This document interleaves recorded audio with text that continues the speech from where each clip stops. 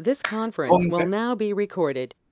Okay, so we are going back to Hilchas Shabbos, the laws of Shabbos, and I hope to be able to finish this up within the next few weeks, and that way we can start to transition towards lots of holidays coming up with Rosh Hashanah, Yom Kippur, Sukkot, Shmini Atzeret, Simchas Torah, a lot going on, and this year. Next year will be a little bit easier. This year, the holidays all come out on, let's see, I think it's a Monday, Tuesday is Rosh Hashanah. The next week, it's Wednesday, Yom Kippur. The next week, it's Monday, Tuesday, first days of Sukkot. The week after that, Monday, Tuesday, the last days of Sukkot. So it makes employers very happy. Yeah. Yeah, the year after next year, I think it comes out Shabbos Sunday, which makes things, a bit easier when it comes to taking days off from work and stuff. But yeah, that's what we do, and it all comes all at once. So, but that's what we do. Okay. Once again, everybody is working with their Beit Din, right, to keep things hopping along. Okay, we need to be proactive on that. Okay, so we are continuing over here, chapter 6, personal grooming, washing, hair care, nail cutting, cosmetics, medical care, baby care. Okay, so let's go on page 243, washing with warm water. Okay.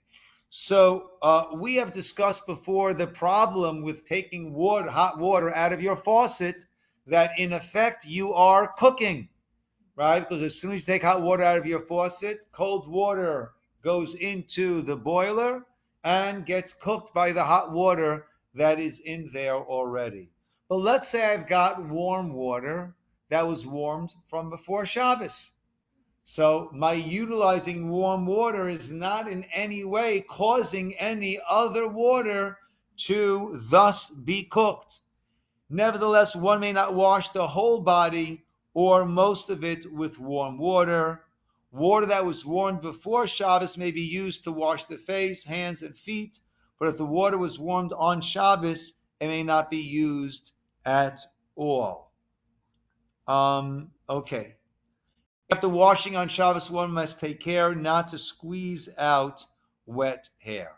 Okay, so if a person is an istanis, istanis is the term for a person who is, have a good term for it, Gabriella? Good, finicky, but yeah, it's almost neurotically finicky. Let's take both of those, right? Almost neurotically finicky, right? And right. So then there are situations. Let's say let's say a 3-day Yom Tov, right? That happens sometimes. We have a triple header. You have a Thursday, Friday, Yom Tov, and then Shabbos. You have a 3-dayer. Or you have a Shabbos, and then you have a Sunday, Monday, Yom Tov. A 3-day Yom Tov. So that can, for those who are accustomed to bathing on a daily basis, or even more than a once daily basis, right? A 3-day Yom Tov can drive them over the edge. We can lose them at some point, right? So there are situations like that where we would allow washing, but in general, one of the ways that we prepare for Shabbos is by taking a nice shower bath beforehand. That's how we get ready for Shabbos, right? When you have a house with a number of children, so looking back at mistakes that I made, right? So you want everybody to get showered before Shabbos, but you don't want to make it too tense, right? So you want to make sure that you keep it nice and pleasant going into Shabbos. The Shabbos should not be a cause of tension. Come on, someone else needs. But to chill out as we do that. Okay. Washing with cold water swimming in the sea or in a pool. One may wash one's body with cold water on Shabbos, but halachic authorities write that the custom is to avoid doing so, lest one come to squeeze water from one's hair. Even someone like me, right? We have a general rule of low plug that we don't start differentiating. So therefore, since most people are blessed with hair with which they could squeeze out the water, so in general, we don't do it. Swimming or bathing in the sea or in a swimming pool is prohibited on Shabbos. Okay? That is the general approach. You will find some Orthodox people who will swim on Shabbos. The prohibition for swimming on Shabbos is generally widely accepted, even though the reasons that are actually given don't necessarily apply so much to our world of swimming, right? And as one of the reasons is that you might construct a raft or tube of sorts, right? In 2022, we're not constructing rafts or tubes. We're spending $1.99 if you want to get ourselves a tube, but we're not, constructing these things. In terms of it splashing, water splashing out onto the banks and watering. So if we've got concrete around, so then it's not going to be watering anything on the banks.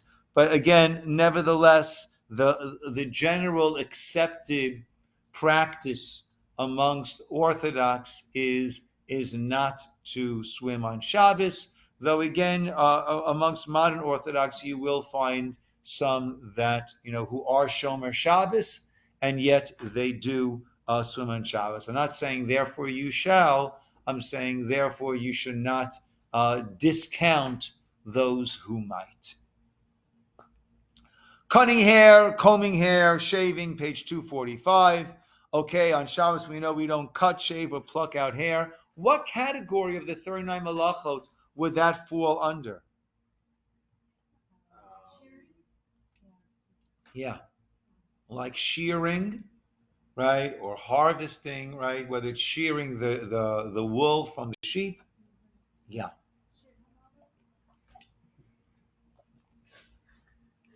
Even when the act is done manually without the help of an instrument, right? One should not comb one's hair on Shabbos the same manner as one does on weekdays. We discussed this. The issue in combing hair would be it's hard, and therefore it's almost an inevitable, even if it was unintentional, result will be that you'll be pulling hair out. What do we call that inevitable but not wanted result? A pesik resha. Good. Pesik resha, which pesik means to sever. Resha means the head. Okay. One may only lightly brush the hair with a soft brush, which does not pull out hairs. A special brush of this kind should be set aside for use on Shabbos only. I don't know if that's the case. Right? As long as you're using a soft brush, I don't know if it needs to be. I guess if you normally have, I guess most of the brushes nowadays are like those plastic brushes that one uses for styling, right? Can't you tell? Right? So, right. So if that's what you're normally using, so then you'd want to have a soft brush for Shabbos. If you normally have a soft brush, then you are good to go. One may not braid or unbraid hair on Shabbos, whether done by hand, have a comb. Similarly, one may not curl hair on Shabbos. Okay, one may make a part in the hair only by hand, but not with a comb or brush. Interesting. I guess I'm not sure what is the issue of that. I wonder if the issue over there would be because you can take a hair out maybe by trying to yeah, that's what I was thinking, Danielle. Right? That as you're trying to get yourself that perfect part, right? So then you're running the risk of pulling out some hair in the process, right? And certainly with braiding and unbraiding, no, right? Yeah, I didn't know unbraiding. that's something that I just discussed. I know we can't braid, but I didn't know you couldn't unbraid. Because that's what I would do for Lenny's hair. You won't be like, how's her curl so good? Yeah, I'll do it and then I'll unbraid it the next day. I think that question came up earlier and it wasn't like we didn't necessarily have an answer. The braids stay in. Yeah, Robertson, because she said I wasn't sure about the unbraiding, so she wasn't sure about that one. Oh, yes, so Natalie? Now we know, yes. Yeah. Okay. Question. Can you Yes. maybe use your fingers to like part your... Yes, to use your fingers to part your hair, which is not going to make it, an exact, no hair, on the wrong side. That is okay. But I think the issue with the comb or brush is like Danielle said, that then you're going to end up doing some plucking out. Okay, cutting nails, certainly not, and applying cosmetic. Let's see. Fingernails may not be cut on Shabbos, whether we're on 246, nail clippers, or by biting them off, right? Not recommended, but also in terms of Shabbat, right? So that we don't do. This applies as well to pieces of skin around the nails, right? Oh, those little pieces of skin around the nails or around your mouth. It's driving you crazy. It's like Rosanna, Dana. You just want to get rid of that thing over there, right? It could drive you crazy, but you don't. Okay. It is prohibited to apply color to the face, lips, eyes, or nails on Shabbat. Okay? So there are certain powders, right, that a person might be able to put on. And the Shabbos makeup, this is not my area of expertise, but the Shabbos makeup, to the best of my knowledge, is makeup that stays on pretty well. Okay, and that way, the Shabbos makeup, one puts it on before Shabbos, and then one does not need to reapply as one would normally do in the morning. Yes, Danielle? I was talking to your wife. Oh, good. So please share wisdom with me. She was telling me that for Shabbos makeup, if you were to put it on the day of Shabbos, that it's all in powder form. So they have a powder eyeshadow, it's a powder foundation.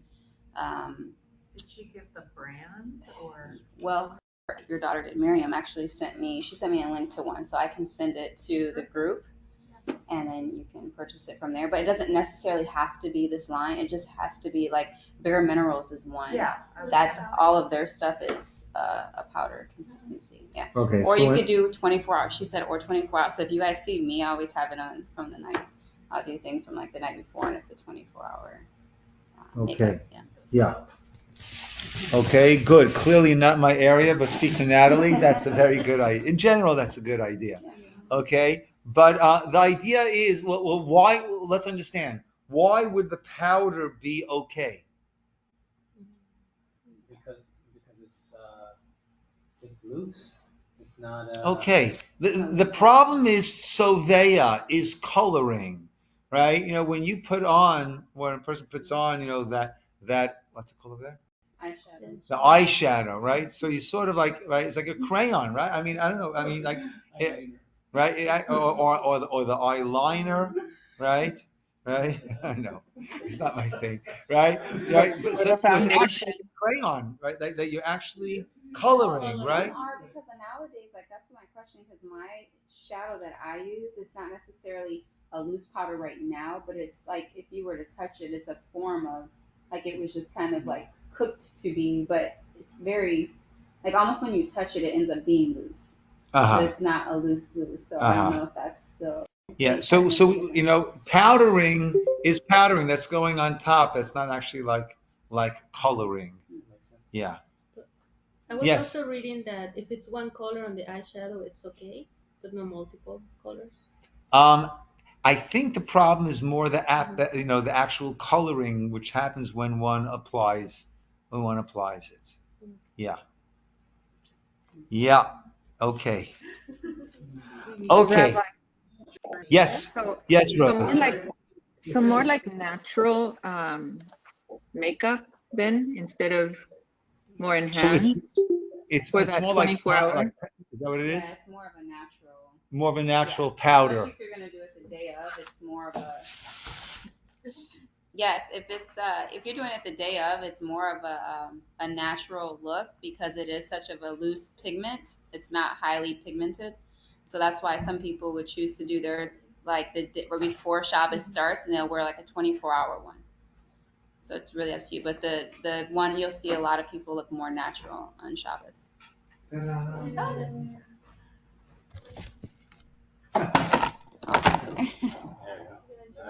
What do you say? We got a nice swivel over here. I'm going to make him all dizzy over there. Sorry, guys, making you all dizzy. But now we could swivel it around a little bit easier. Okay, taking medicine on Shabbos. Okay, now this is a very interesting idea, and it's going to lead us into a certain understanding. Okay, let's see, 247. There are times when taking medicine is prohibited. There are times when it is permitted. These laws are very involved. The law may be different from one case to another. If medical treatment will be necessary on Shabbos, one should clarify with a rabbi how to comply with the instruction of the doctor in a way that is permitted on Shabbos. The next few pages will provide general explanation concerning the various categories of illness as they apply on Shabbos. Okay, so 248. Number one, this is the most important category to know about. Pikuach nefesh, which is saving someone's life. Where it is necessary to save a human life, the laws of Shabbat are abrogated, are overridden. Right? We do not concern ourselves whatsoever with the laws of Shabbat when a person's life is in danger.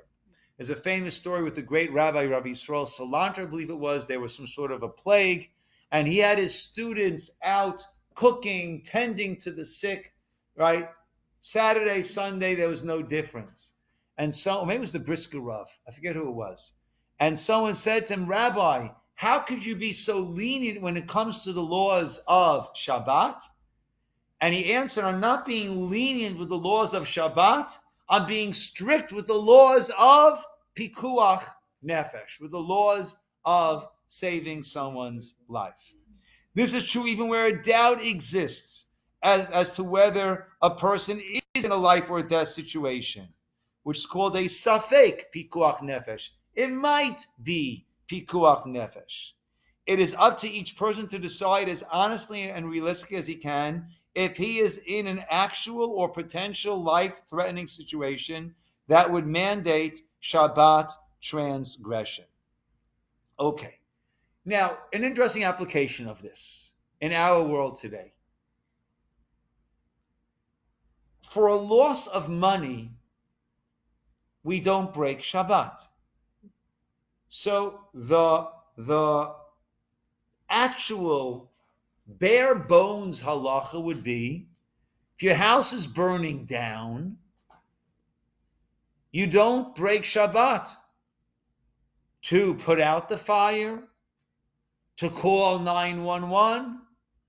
You don't break Shabbat in order to save money, in order to save your assets.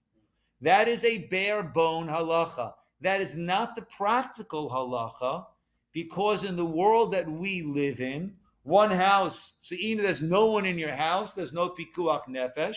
If there's a fire, it can easily spread to another house. And electrically, where all the houses are connected, gas lines, all the houses are connected. And therefore, if there is a fire, you must put out that fire, even though we learned of the 39 malachot, extinguishing a fire, lighting a fire, extinguishing a fire. Those are of the 39 Shabbat malachot, but they necessarily involve at least a safek pikuach nefesh. A safek means a possible, potential loss of life. And therefore, if there is a fire, put it out, call 911, you have to take care of it. That halacha would apply, let's say I own property, which I don't, but let's say I own property out in the desert, and I've got myself a mobile home there. which has its own electricity, not hooked up to anything else. It has some gas, not hooked up to anything else. There are no neighbors around. There's no brush around. There's just sand around. There's nothing that can catch fire. If that would catch fire, then I would not break Shabbat in order to extinguish it to save the value of that mobile home. But again, that's not the world that we live in, a very, very interconnected world. Okay? Someone is in an accident, right? A broken bone, right? With all these things, there could be internal bleeding. All of these situations, you want to ask a doctor if, right, can it wait, should it wait, right? And if there is a safek pikuach nefesh, we are strict when it comes to pikuach nefesh, which means saving a life, and therefore we're not being lenient on Shabbos, we're being strict on pikuach nefesh. Yes? I had a question about the house scenario. I had a question about the house scenario in the desert. You said you would not extinguish it, if it's there. But if you're in the house, should you extinguish it, or you should go out of the house? You could go out of the house then, basically. Yeah. Okay. Yeah. Okay. Yeah. Yeah. If you can't get out of the house, then that just became. If you can't get out of the house, that just became pikuach nefesh, right? And one would, of course, act accordingly. Yes, Yoshi. How would that apply to like house pets? That no pikuach nefesh would apply like on Shabbos if your house was burning. You don't have kids to save, but for whatever reason you had to save. Like, okay. Pets or something like that. Yes, pikuach nefesh of an animal, right, does not override Shabbat. The Gemara gives the reason that we will break this Shabbat to stay alive and thereby be able to fulfill many Shabbatot in the future, which doesn't work for Rover. Yeah. What about if it's a dog? In my case, I have a dog. I'm a PTSD person. Yeah, I'm sorry? PTSD, post-traumatic disorder. And also, I know that there's a lot of people who are blind and they use dogs, right? They have dogs. Like yeah, exactly. Yeah. In that Service. case, what do you do? Yeah. Look,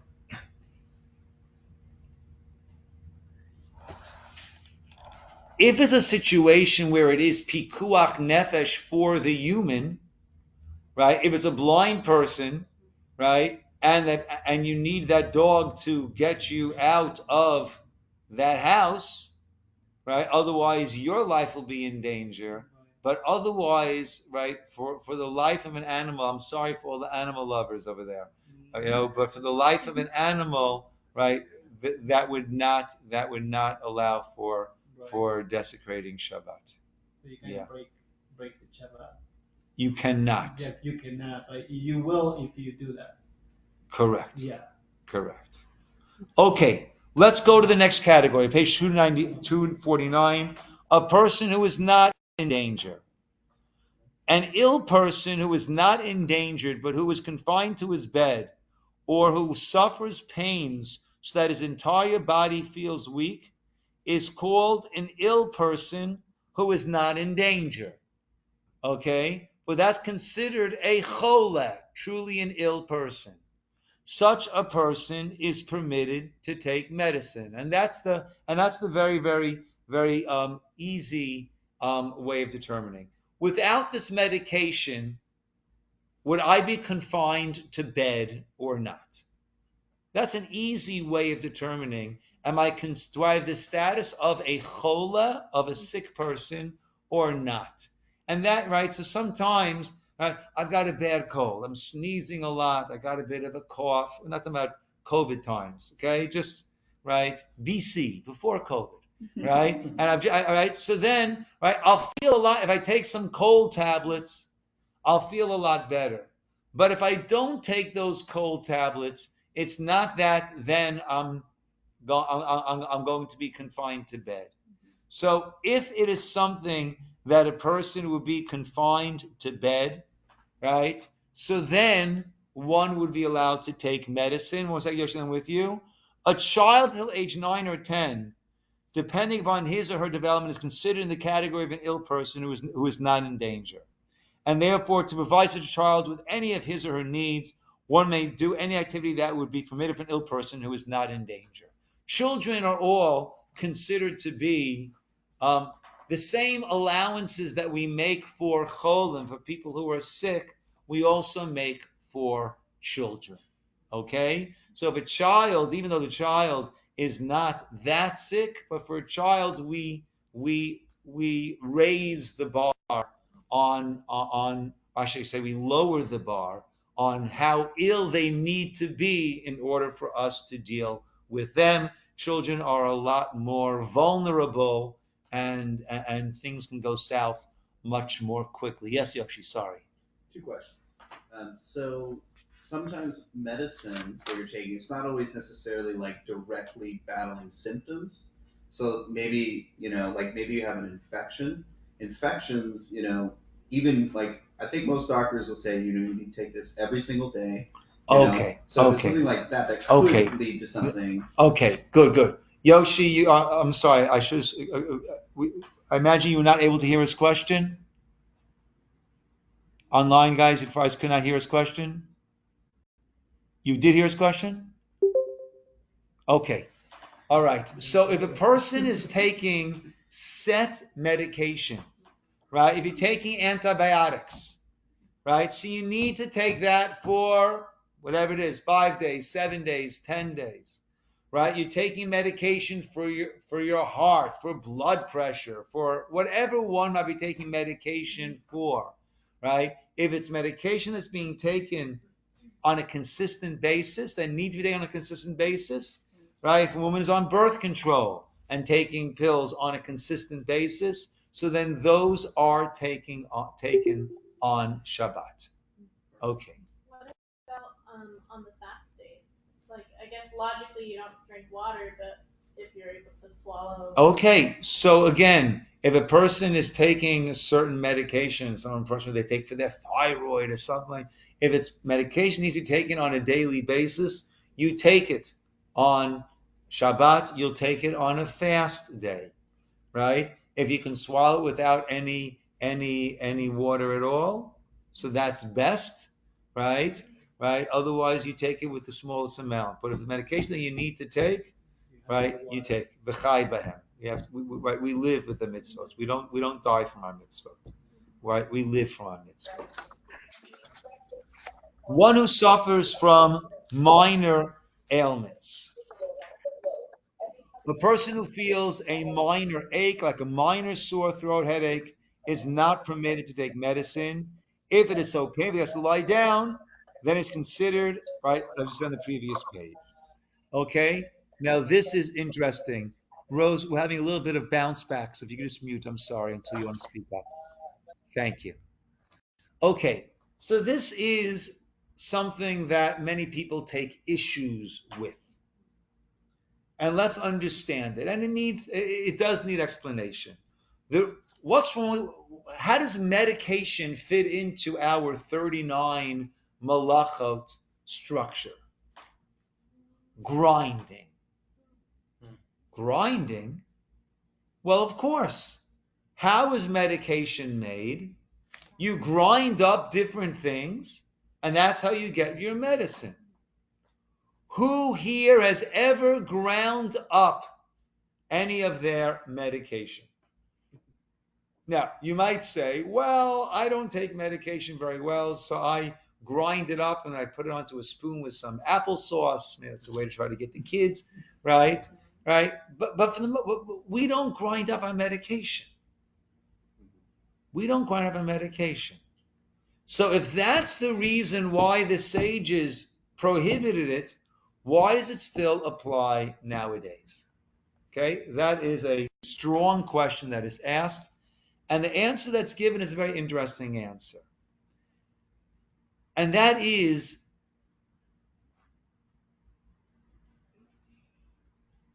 let's give an example first. As parents, you might tell your child, don't do X. and you might give a reason why not to do it. Does that mean that that's the only reason why you don't want the child to do it? Not necessarily. That's the reason that you gave. But it's not necessarily that if that reason doesn't apply, then, right, very often there might be additional reasons. We don't always apply this view, but this is a situation where our understanding is the sages, Chazal, gave this reason, but this was not the only reason at play. And therefore, even though in our world we're not grinding up medication, but nevertheless, unless a person is a chola, and a chola, a sick person, we are defining as one will be bedridden in the absence of taking this medication, so then one does not take medication on Shabbos. Okay, 251. Causing bleeding. It is forbidden to cause bleeding on Shabbos. One may not make a wound, even if the blood swells under the surface of the skin and does not come out. One may not press on a wound to cause it to bleed. How about taking out a splinter on Shabbos? You're too strict, guys. You guys are too strict. That's why you need me. Right? Right? You know, the Gemara has a concept, a very beautiful concept, that if there are two opinions and we can present the two opinions in case A, which will show how strict one opinion is, or we can present their opinions in case B, which emphasizes the leniency of the lenient opinion, we'll always want to present the lenient opinion. The Gemara says, Koach dehetera adif, which means the strength that it takes to say something is allowed is a much greater strength. Meaning it's easy to say, no, you can't do it. Right? Because that's playing it safe. Right? But the koach, the strength, is when you can say no, that you are allowed to do. That was the greatness of Rav Moshe Feinstein, Zatzal of blessed memory, who was the preeminent halachic authority towards the end of the 20th century, the late 1900s. So funny, it was so far into the 20th, like the late 1900s, like it sounds so long ago, right? Because he had the broad shoulders. He stood all of probably maybe 5 feet tall, but he had the broad shoulders to say, no, this is allowed. We can permit this based on this or that reason. A Rav Avadi Yosef in the Sephardic community in Israel. He was the Rav Rashi, the Sephardic chief rabbi in Israel for many years. He was a person with the authority, the shoulders, who was able to find ways to permit situations when you had an aguna. An aguna is a woman that we don't know what the status is of her husband. So she is in a very locked in state that she can't get married because maybe her husband is still alive, missing in action in war. In Israel, these things happen often. So it takes the broad shoulders. The Gemara has a beautiful term again, koach dehetera, the strength, koach, strength. Dehetera, heter is something that's permitted. Adif, that takes precedence. So let's look at removing a splinter. Okay? Removing a splinter is not medication of sorts. Right? There's nothing that one grounds up in order to, right? Granted, the pills that we take were ground up and formed into the pills, right? We don't do it, but that's how they're made. There is no tochen, there is no grounding up when it comes there. It's very, very mechanical, right? There's a piece of wood that got into your skin, So what are you going to do? You're going to, using whatever you use, tweezer, whatever it is, needle, you're going to work to remove that. It's mechanical. What might be the problem, right? As we just mentioned, bleeding, right? So let me ask you, is it a psik resha, right? Is it an automatic, albeit unintended consequence? No. Normally when we remove a splinter, right, we have layers of skin. We're normally not causing ourselves to bleed. It's not a psik resha. It's not going to automatically happen. So we don't want it to happen. We have no interest in causing ourselves to bleed. On the contrary, if we start to bleed, it's harder to remove the splinter because now you can't see the darn thing, right? So it's not what we want to do. It's not something that's going to happen automatically. It normally does not happen. So therefore, there's a mechanical aspect of removing that small piece of wood, splinter that got stuck in your finger, and one is allowed to remove it on Shabbos. Also, too, I think if you're keeping it in, it could also, be cause you more pain, which can be oneg Shabbos, possibly, right? Yes. Okay. So Ladero brought up the idea of oneg Shabbos, right? But a minor headache, right, which would not leave me bedridden, is also taking away from my oneg Shabbos. But that does not, oneg Shabbos doesn't allow me to break Shabbos in order to take away this impediment to my own. Oneg Shabbos, of course, is our enjoyment of the Shabbat. Baby care, 252. Normal baby care involves many activities such as washing, preparing, warming up food, which are likely to entail Shabbat transgressions. It is essential to learn how to correctly care for a baby on Shabbat. Books are available which explain these laws, which also provide practical advice. Okay, when using cotton balls on Shabbos, care must be taken not to squeeze liquid from them or spread liquid with them, because that would be the schita, the squeezing out. A Rav should be consulted regarding whether one may open or close the adhesive strip on disposable diapers, since these actions may involve a Shabbos transgression. And I would say normative halacha does not get too caught up on that, right? And one is using disposable diapers. One can use normal disposable diapers with reckless abandon. They do make Shabbos-friendly diapers though that are Velcro instead. That's a product that exists. So interesting. If that's your minhag of your shul. Is that available at OC Kosher? Is that where you come across those? No, but I read an article about it. Oh yeah. So Okay. Okay. So we do. Yeah.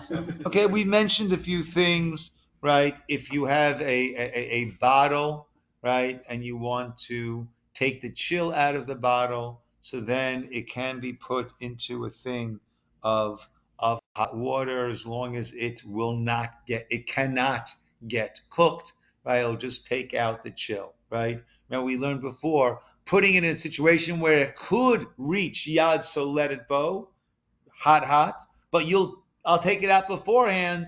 That doesn't work because we're afraid you might not take it out beforehand. But if it cannot reach that temperature, then we are good to go.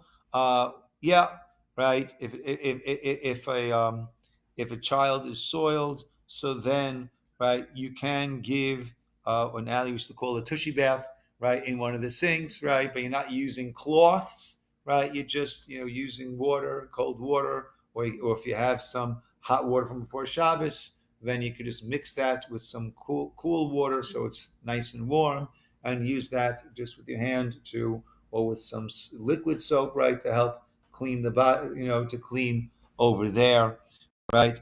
Disposable wipes are fine to use on Shabbos and all that. We mentioned that there's diaper rash, so you wouldn't spread the Desitin? Yeah.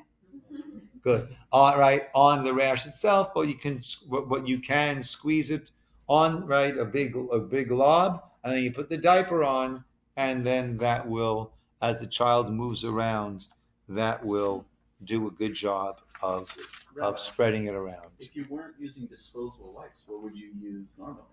Aren't you normally using disposable wipes? Yeah, well, I'm saying that, you might say, well, is that a problem of squeezing out with those wipes? But you're saying it's not a problem. Correct. Correct. Okay, let's try to knock out a little bit more. And next week, I'm not going to be here. That we know, right? Yeah. Okay, let's see chapter 7, using appliances and building. Electricity, weighing, measuring, building, spreading out a cover. Using electricity on Shabbat, one may not turn a light on or off, or even dim or increase its light. Neither may one turn on regular or shut off electrical appliances, regardless of how they function, if they run on batteries. This includes motor vehicles, telephones, all instruments, appliances run on gas, petroleum, oil. Similarly, one may activate or shut off a water heater or central heating system. Right? All of these things we don't do. Of course, right? Well, it's not like my day of rest.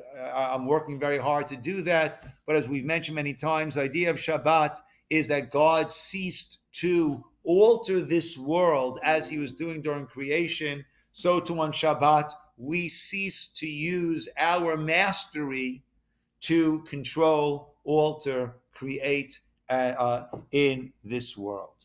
Okay, a Shabbos clock, a timer to use to turn on or off lights, to have lights automatically go on or off, or even to have a hot plate, right, to go on or off, right, that would be okay. You can't use a hot plate to cook on Shabbos, but if you're not cooking on Shabbos, you're using it to warm, right, meaning you have non-liquids, right, because a liquid, once it's cold, you're warming it up, is considered recooking. We did that earlier. But as long as you have solids, so that can be done. So you can use a Shabbos timer for that. Okay, activated automatic doors, activated. Okay, I'm on page 256, right? Things that are regulated by thermostats, right? So you have to be careful. Like, right, we discussed this before, right? Ovens, right? The moment you open the oven, the fire goes on because it's trying to maintain a temperature of 350 degrees. Your house is 70 degrees. That's a difference of 280 degrees. The moment you open the door, it's going to cool off. As opposed to a refrigerator, house is 70. It's trying to maintain, let's say, 40. That doesn't go on. Opening and closing your refrigerator is not an issue. Shabbos timers, there's an interesting halacha that he's not going to go into, so let me share that with you. Let's say you've got a Shabbos clock, right? A timer, that's all it is. And it works with, buttons in, buttons out. So one can alter the timing on a timer to maintain the status quo longer. So if I have a Shabbos clock and it's on now and it's going to go off, it's on now, it's going to go off at 11 o'clock. The status quo is on. I can't alter it to make it go off earlier. I can alter it to maintain the status quo and to have it go off later. Okay? Similarly, right, if it's off and it's going to go on, I can change the timing in order for it to stay off longer, not in order for it to come on earlier. So I can do that in order to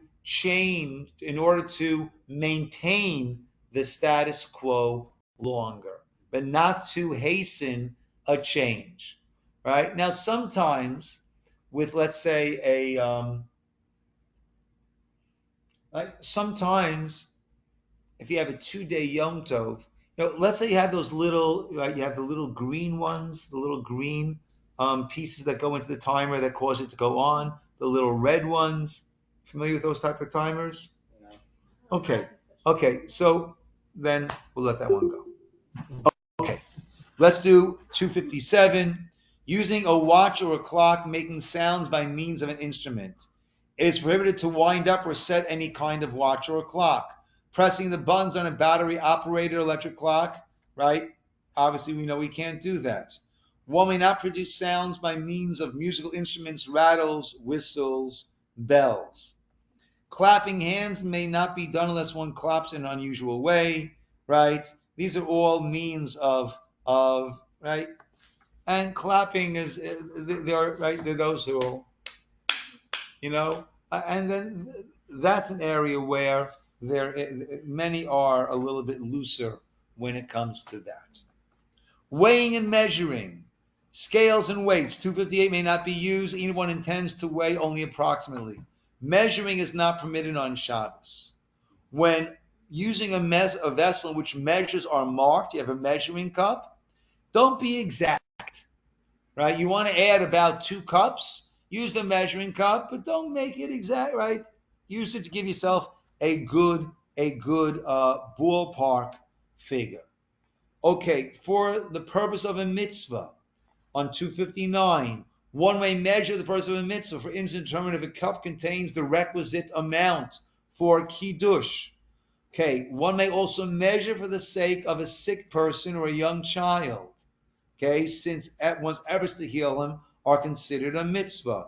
In those cases, you would need to use one of those old-fashioned mercury thermometers, right, as opposed to the digital electrical ones that are more common today. Building demolishing. On Shabbos, we don't engage in activity connected with building, digging, leveling, pouring concrete, walls, nails, holes, doors, windows. Similarly, demolishing buildings, pulling out nails, likewise prohibited. One may not remove doors or windows with the hinges on Shabbos. If they came off or were removed, one may not be reattached. Okay, door, window handles. Okay, a partition or covering which may not be made on Shabbos may also not be taken or pulled down on Shabbos. Okay, that's actually building. But let's say, remember we were davening outside. So for a while we were bringing these mechitzos outside, bringing them back inside. Then we had these more mobile mechitzos, right? That is not an issue. And so would that be an umbrella as well? Okay, when it comes to umbrellas soon. Okay? Yes. Many people make the mistake on the umbrella. Okay? Let's go 261, 262. Okay, spreading a cover for a roof, a cover that was spread before Shabbos. We don't spread coverings or erect tents, including coverings protecting one from sun, rain, mosquitoes. Okay? Even does not cover a walled area. If the covering is to form a roof and it was spread at least a tefach, 4 inches before Shabbos, if it's already a covering, then one may spread it out to its entire length. If it's already a roof, then one can add to it. Okay? This comes up, let's say, on Sukkot, more on the East Coast than over here, right? If you have, plastic that might go over your sukkah if it starts to rain. So if you have it on the corner, then you could spread it out further as it rains. Or more typically applicable is the baby stroller, page 262. Okay, it's permitted to erect unfolded petition on Shabbos. If it is needed for halachic reasons, it turns an area into a private domain, right? When we put up the mechitza, right, that's just for modesty purposes. That's not turning it into a private domain. Okay, one may not erect a permanent petition. Okay, an umbrella may not be used on Shabbos. Okay, even if it was opened up before Shabbos, it's not the opening up that's the problem, right? It is the building your roof, making the roof. It's the lifting it up and using it as a roof over you on Shabbos. A removable hood on a baby carriage should be connected to the carriage before Shabbos. If you have like a rain shield, right? So as long as it's on before Shabbos, then if it's on already, like we said, by the roof, it can be spread out further. So that applies to like those covers for the baby. That's for sure, right? The canopy, right, of the stroller, that's already on, right? That can be opened or closed, right? That is not a problem at all. Here we're talking about an additional rain shield that's going to go over it. So like those cloth baby covers that you put on top of like the stroller thing, you have to do that before Shabbos. That should be on before Shabbos, and that way it can be extended or retracted on Shabbos. All right. That's kind of like a principle. Like if it's already in motion, it's already a part of, it's already on. If it's already existing, it can be extended. Got it. Right? We can't build it. We can't place it. We can't build it. We can't place it. We can't create it. If it's there, it can be extended or retracted on Shabbos. And if it accidentally fell off on Shabbos, then it just stays off, right? Yeah. You can't put it back on. Correct. Okay, my friends, we'll pick up here, please God. We'll go back to Tuesday, our regular night, in 2 weeks' time. And we're getting earlier and earlier, okay? So when we can, basically, if you look what time Mincha is, we start about 40 minutes after that. Earlier than 7:30, in the past that was problematic for some of you. Is that still problematic for some of you? What time? 6:30. We're flexible. Okay, so as it moves back, right? If it's going to go back before 7:30, I will reach out. We'll discuss and make sure. I know originally there was some who couldn't really start before 7:30, if I remember correctly. Maybe I'm. 7:30, yeah. I will not be able because of work, but I will try to. Okay, all right. So then I'm okay settling at 7:30, right? If that's going to be an issue for some, I don't want to break up the crew. All right, everybody. Thank you, Rabbi. Safe travels. Thank you very much. Laila Tov, everybody. Are you leaving tomorrow? Good night, guys.